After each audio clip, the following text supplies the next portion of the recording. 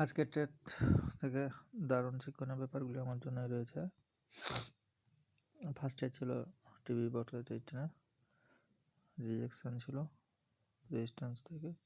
ফার্স্টে ডিপ ভালো প্রফিট হয়েছে, তারপরে যমুনাটা নেওয়া ছিল, একটু প্রফিট হয়তো পাওয়া যেত, কিন্তু আমি পর বুক করতে পারিনি। ঠিকঠাকই আছে, তাও ঠিকঠাকই আছে। তো কিছু কিছু স্টক আজকে নিফটি ডাউন দেয়, তাও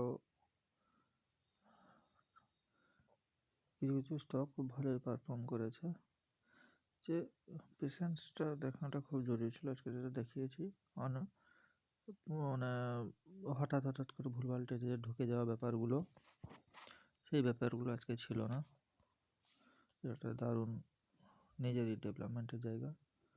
ঠিক আছে, এই ভুলটা আমার হয়ে যাচ্ছিল, এটা আশা হচ্ছে রিকারেকশন করে নিতে পারবো, দিলে প্রফিটের দিকে এগিয়ে যাবো, প্রফিটেবিলিটির দিকে।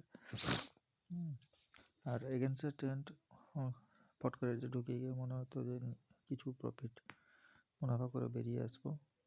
ওকে, সেই জিনিসটা আজকে অ্যাভয়েড করা গেছে। এই স্টকটা যেমন এগেন্সট 155 জমাতে কি টুকু ভেবেছিলাম, একটু রিজেকশান দেখাচ্ছিল, কিন্তু এইসব জায়গায় রিজেকশান দেখাচ্ছিল, কিন্তু ট্রেন্ডের এগেন্সটে যায়নি। দারুণ সিদ্ধান্ত ছিল, 100 টাকা মেনটেন করতে হবে। এইভাবে একটা পজিটিভ দিক গেছে আজকে আমার পক্ষে। এইভাবে জিনিসগুলো ফলো করলে আশা করছি ঠিকঠাকই হবে। কালকে যে লসটা গেছিল সব কিছু প্রফিট হয়ে গেছে।